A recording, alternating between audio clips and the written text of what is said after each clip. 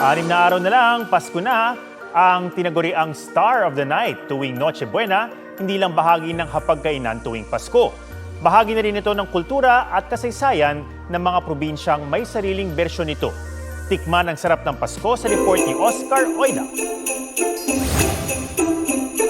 Sa Sagada Mountain Province, matatagpuan ang pinagmamalaking Sagada Forest Ham.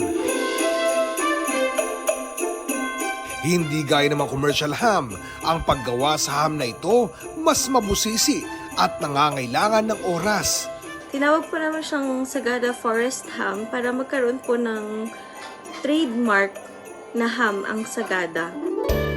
Pinapausukan ang pork loin o pigi ng baboy. Gamit ang kahoy ng alderwood na nagmumula sa kabubata ng Sagada na siyang nagbibigay ng kakaibang aroma at lasa sa ham.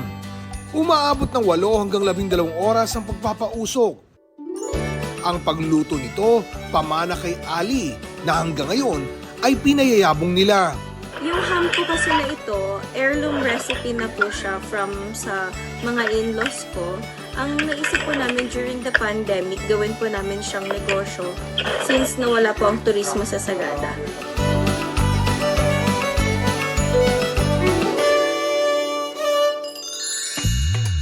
Sa probinsya naman ng Bulacan, may hamon na malalim ang pagkakaugnay sa kasaysayan ng bansa. Ito ang hamon Bulaqueña ng Malolos. Tinaguri ang victory dish ng panahon ng pakikibaka sa mga mananakop.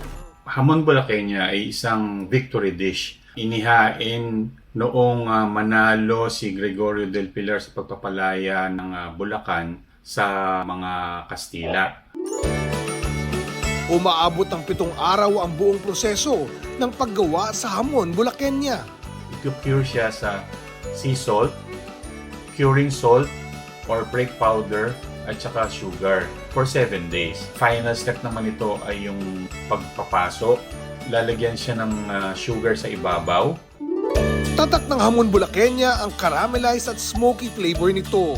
At ang kwentong nakadikit dito. Gusto namin na maipagpatuloy na makilala ito at maituro, bagkus ay matutunan din nila ang history at storya behind that dish.